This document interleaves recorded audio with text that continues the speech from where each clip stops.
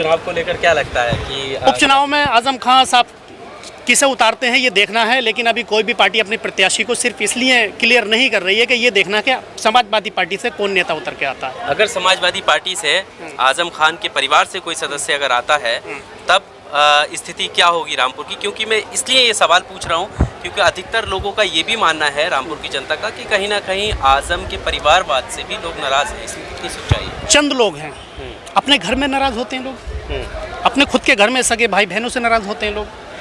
और जहाँ तक छवि का सवाल है, आजम खां किस कैंडिडेट को उतरवाते हैं रामपुर में, उसका सवाल है, तो समाजवादी लिख के आजम खां के नाम का ये जो बकरी चोरी के इल्ज़ाम लग रहे हैं, भैंसों चोरी के इल्ज़ाम लग रहे हैं, इन बकरी और भैंसों को खत्म कर दो तो समाजवादी का कैंडिडेट रामपुर से जीतेगा उपचुनाव में।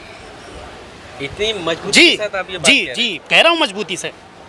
अच्छा, और बाकी के जो बीजेपी का पिछला भी चुनाव रहा और इस बार भी अगर बीजेपी की तरफ से कोई कैंडिडेट ऐसा आता है जो मुस्लिम समुदाय से आता हो तब स्थिति क्या रहने वाली है आपके साथ? देखिए, मुस्लिम समुदाय का ये मसला नहीं है कि कैंडिडेट कौन आता, मसला ये है कि वोट किसे जाना।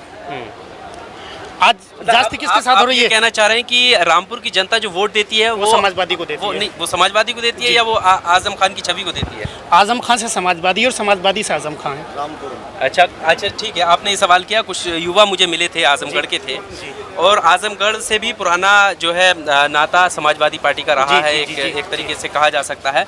उनका ऐसा मानना था कि समाजवादी पार्टी के जो मुखिया हैं या मुलायम सिंह यादव हैं वो आजम खान के समर्थन में उतना नहीं उतरे जितना उन्हें उतरना चाहिए था, क्योंकि इतने सारे केस लगने के बाद अब जाकर अखिलेश यादव ने यहाँ का दौरा किया। तो क्या आपको लगता है कि उन्हें पहले उतर जाना चाहिए था आजम खान के साथ? देखिए, जहाँ तक यहाँ उतरने की सवाल है, अभी तक भी एफआईआर करने का सिलसिला अभी थमा नहीं है। अभी 100 एफआईआर में कुछ नंबर कम रह गए, शायद हो जाए आने वाले टाइम में पूरे। जहाँ तक मुलायम सिंह जी का सवाल है, उनकी तबीयत खराब रहती है, स्वास्थ्य ठीक नहीं रहता, घर ही पे रहते हैं, इसलिए पार्टी अध्यक्ष भी अखिलेश जी हैं।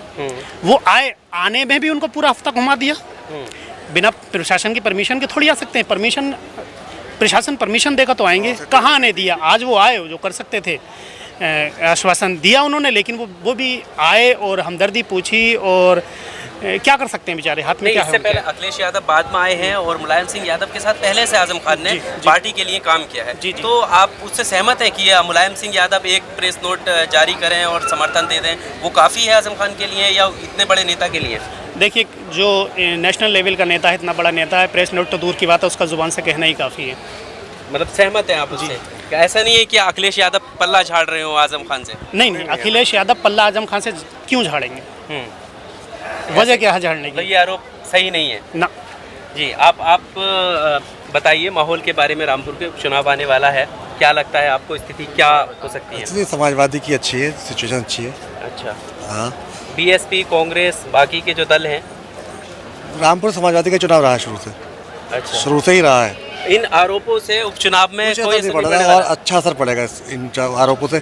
बकरी चोरी और भैंस चोरी, ये छोटी मोटी चोरी, ये एक नेशनल लेवल के नेता पे लगाने का एलिगेशन है। पर्सनल आपकी एनिमिटी है, पर्सनल एनिमिटी, आप सत्ता का दुरुपयोग करके और एफआईआर करा रहे हो। उस टाइम का बीएसपी की गवर्नमेंट में भी तो जॉर्ज यूनिवर्सिटी बनी थी, उस टाइम में हमसफर रिसोर्ट भी तो था, उस टाइम में क्यों नहीं इलीगल था? ये बीएसपी की गवर्नमेंट में नहीं था, अब बीजेपी की गवर्नमेंट में हो गया। यहाँ से तो जाते जाते मैं आपसे एक आखिरी सवाल पूछ लेता हूँ। जब असर उपचुनावों में इन आरोपों से नहीं पड़ेगा तो आजम खान के समर्थक या एसपी के समर्थक या कार्यकर्ता ये क्यों कहते हैं कि ये जो सारा प्रोपेगेंडा है आजम खान को फंसाने की कोशिश की जा रही है, उसके पीछे सिर्फ उपचुनाव है? इसलिए है कि रामपुर में सांसद के चुनाव में बीजेपी ने अपने पूरे जोर लगा दिए थे, पार्टीज़ ने। जयप्रदा जी लड़ी थी, उनसे अच्छा कैंडिडेट तो रामपुर में कोई मिल नहीं सकता बीजेपी को। उस सारे जोर लगाने के बाद में भी आजम खान पे कोई खास असर नहीं पड़ा, सिवाय बिलासपुर के। वहाँ से मिनिस्टर हैं, इसलिए एक अलग बात है। अब इस तरह से प्रेशर में लो, इन पर मुकदमे करो, इनके लोगों पर मुकदमे करो, ताकि प्रेशर में आए, वोटिंग कम से कम हो, इनको दबा दिया जाए। आजम खान की वो आवाज़ है जो इन चीज़ों से दबेगी नहीं। आजम खान को अगर जेल भेजा जाता है, जैसा कि सुनने में आया था बीजेपी के बयान में कि आजम खान को सही टाइम पर जेल भेजा जाएगा, तो इसका मतलब क्या है? पुलिस ने तो नहीं कहा, ये डीजीपी का बयान था। डीजीपी साहब, हमने सुनने में आया था कि बीजेपी ने कहा है। नहीं, कई बार ऐसा होता है ना कि चलिए छोड़िए, सब बातों को छोड़कर आजम खान को जेल में डाल दिया। आजम खान का वोट सिर्फ एक है। अपना अकेला, एक वोट से ना तो कोई जीतेगा ना हारेगा। वोट पब्लिक करेगी, पब्लिक को थोड़ी भर दोगे जेल में, पब्लिक को नहीं डाल सकते ना सारी जेल में। पब्लिक जिताएगी इलेक्शन, आजम खां थोड़ी जिताएंगे, उनका तो एक अपना वोट है।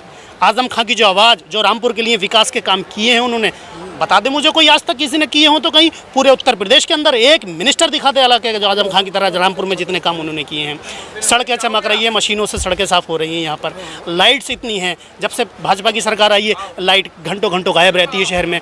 शहर में जब आजम खां मिनिस्टर थे, समाजवादी की सरकार थी, तो ये बिजली कर्मी कंधे पे सीढ़ियाँ और हाथों में प्लास इनके छूटते नहीं थे, जहाँ से कहीं खुद ढूंढते थे फॉल्ट कहाँ है। आज परेशानी ये है कि हफ्तों हफ्तों गाँव में लाइट गायब रहती है, घंटों घंटों शहर के मोहल्लों में लाइट गायब रहती है। इस विकास को देखते हुए ये सब आरोप फीके पड़ जाएंगे जो आजम खां पर लगाए जा रहे हैं। कोई असर पड़ने वाला नहीं है पड़ने वाला। उनका प्रेशराइज किया जा रहा है, प्रेशर आजम खां पे बनाया जा रहा है, लेकिन प्रेशर पब्लिक पे थोड़ी है। वो पब्लिक आज़ाद है वोट देने के लिए, वोट देगी पब्लिक।